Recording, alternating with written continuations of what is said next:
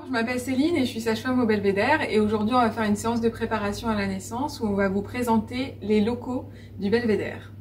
Donc ça représente le parcours de quand on arrive aux urgences et quand on repart après avec son bébé de la salle de naissance. Habituellement, on vous montre des photos, on fait un parcours avec des vrais couples qui sont dans les salles de naissance, dans les bureaux de consultation. Mais là, vu le contexte, on va essayer quand même de faire une visite interactive. Alors, donc quand on arrive pour une consultation non programmée, comme vous avez vu les motifs avec la vidéo de Mélanie, on va se présenter ici aux urgences. En cette période un petit peu particulière, on va vous demander du coup de sonner à l'interphone. Veuillez patienter, nous recherchons et c'est une sage-femme qui va vous répondre et qui va vous poser les questions. Est-ce que vous toussez? Communication établie. Bonjour, je vous écoute. Oui, bonjour, c'est pour une consultation. Très bien. Est-ce que vous avez eu de la fièvre récemment? Non. Et est-ce que vous avez toussé? Non. Entendu, j'arrive tout de suite. Merci. Et donc la sage-femme va venir et c'est elle qui va permettre d'ouvrir le sas.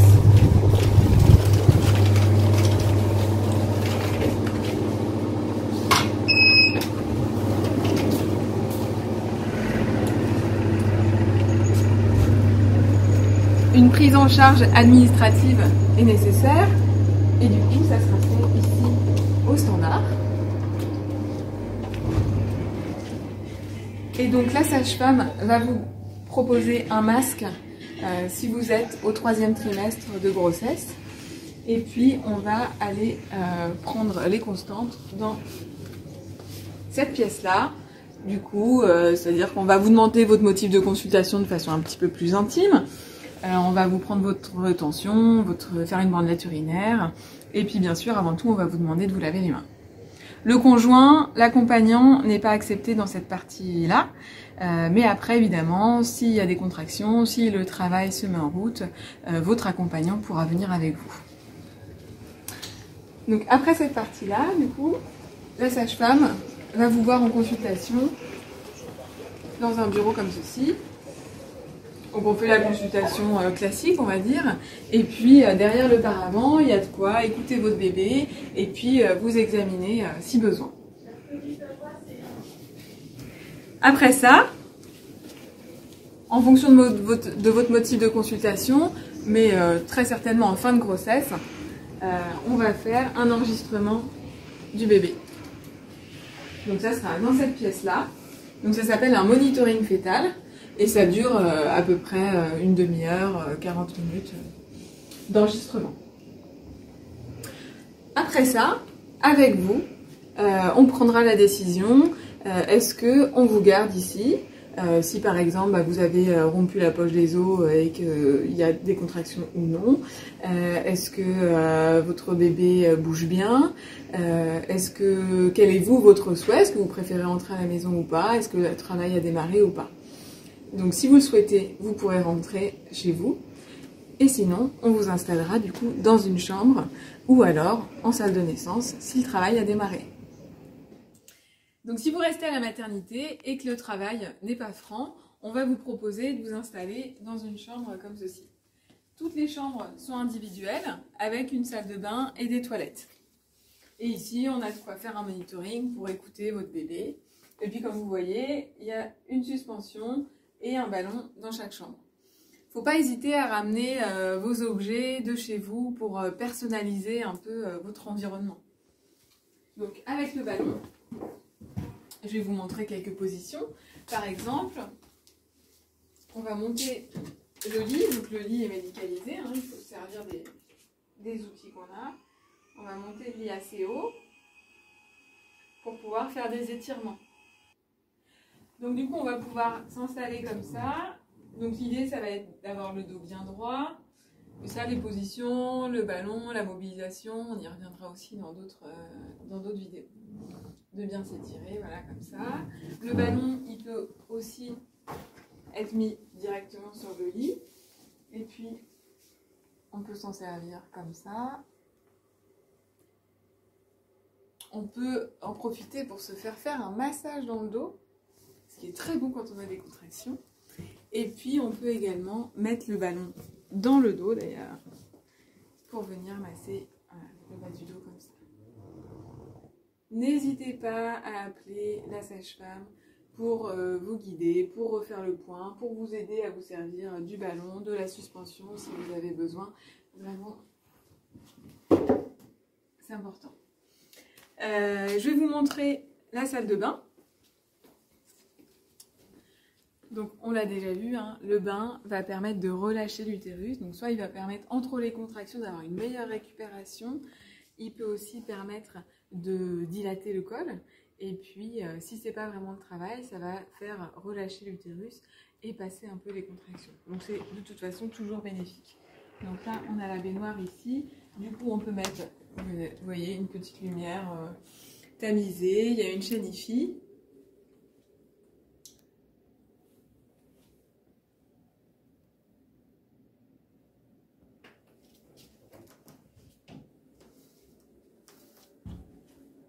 Dans les chambres, il n'y a pas de chaîne IFI, mais par contre, vous pouvez tout à fait ramener de quoi écouter la musique. Et par contre, dans les salles de naissance, il y a une chaîne IFI dans chaque salle. On a également 2 salles de naissance qui sont équipées de grandes baignoires plus profondes que vous verrez dans une autre vidéo.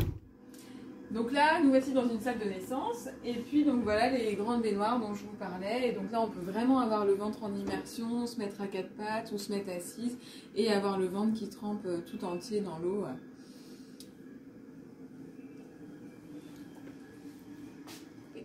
Donc voilà une autre salle de naissance. Donc on a le monitoring, le lit d'accouchement, et puis là vous voyez, c'est la table qui va permettre d'accueillir votre bébé pour ses premiers soins. Ici au Belvédère, on a fait le choix que le bébé ne quitte jamais ses parents. Donc tout ce qui devra être fait pour votre bébé sera fait à côté de vous. On a également un ballon et donc toutes les positions de tout à l'heure dans la chambre peuvent être refaites ici.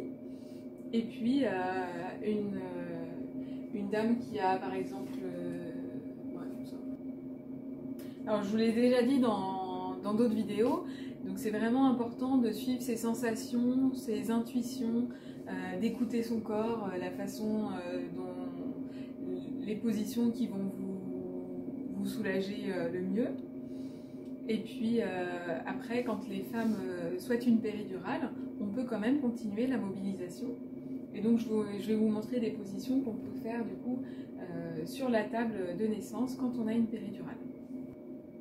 Alors évidemment, ces positions-là, pour une femme qui est à la péridurale, on va l'aider à prendre ces positions-là. Mais elle est tout à fait capable de rester dans cette posture-là une fois qu'elle y est. Donc là, on va avoir la mobilité grâce au ballon. Le dos doit toujours être droit. Et les positions en avant, comme ça, vont vraiment favoriser la descente du bébé, que le bébé soit toujours dans le bon axe du bassin. Donc voilà une de nos salles nature. Il y a 8 salles de naissance au Belvédère, dont 2 salles nature. Ces salles nature, elles ont donc une salle de bain avec des toilettes et une douche, et puis une grande baignoire comme ça, où là vraiment le ventre peut être en immersion, on peut se mettre à 4 pattes. Voilà, elles sont vraiment super ces baignoires-là. Et puis dans cette salle-là, on a également un lit rond où on peut accoucher si on le souhaite. Dans chacune de nos salles, il y a une table pour accueillir le bébé. Ça sera là où on fera ses premiers soins. Donc au Belvédère, on a fait le choix de ne jamais sortir le bébé de la pièce sans ses parents. Donc tout est fait, tous les soins sont faits à côté de vous, avec vous. L'accompagnant également est présent en salle de naissance et il peut rester pendant toute la durée du travail, de l'accouchement, lors de la péridurale aussi. Toutes les salles donc, sont équipées d'une chaîne IFI, donc on peut écouter la radio, les CD, vous pouvez ramener une clé USB, comme on le disait tout à l'heure, il ne faut pas hésiter à ramener votre musique, des choses à vous pour personnaliser ces moments-là. Donc, comme je vous l'ai déjà dit, quand on n'a pas de péridurale, ou avant qu'on en ait une, il faut vraiment laisser place à ses sensations, à ses intuitions. La femme va se laisser guider voilà, pour bouger. À partir du moment où elle souhaite une péridurale, du coup, donc, tout va se passer ici, et du coup, la femme pourra plus se mettre debout sur ses jambes, mais elle pourra se mettre sur le lit ici, mais ça n'empêche pas les mobilisations. Et donc, on va vous montrer des positions qu'on peut adopter. Parce que là, du coup, la sage-femme et l'aide-soignante vont être plus vigilantes à la posture de la femme qui ne sentira pas forcément les mauvaises positions parce qu'elle n'aura plus l'inconfort en fait. Donc nous, on va veiller à ce que le bébé soit toujours bien dans l'axe du bassin. Je vais vous montrer ça. On utilise beaucoup cette posture-là. Donc le dos doit être bien droit. On a la mobilité grâce au ballon. Et on l'utilise surtout pour permettre au bébé d'avoir vraiment le dos bien en avant et encore une fois qu'il soit bien dans l'axe du bassin. Donc là, assise en tailleur, les jambes plutôt écartées, on va favoriser l'ouverture en haut du bassin tant que le bébé n'est pas rentré dedans. Je suis assise sur une galette, c'est comme un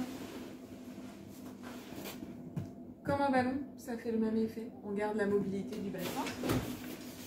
Et le dos est bien droit, on est un peu penché en avant. Et voilà. Cette position peut être utilisée en fin de travail. Donc si on met les genoux comme ça, comme je l'expliquais tout à l'heure, ça va favoriser l'ouverture du bassin vers le bas. Donc ça va favoriser la descente du bébé. Et si on se sent bien, on peut accoucher dans cette position-là. Et on peut, si on le souhaite, garder la barre ou mettre des cale-pieds ou utiliser des étriers qui vont soutenir les mollets en fonction de ce dont on a envie et comment on sent ses jambes, par exemple si on a une péridurale. Cette posture est également très utilisée après la péridurale et pendant le travail. Parce que du coup, elle permet d'avoir le dos bien droit, toujours le bébé dans l'axe du bassin, et la femme peut facilement se reposer et même s'assoupir si elle le souhaite. On peut également accoucher dans cette position-là.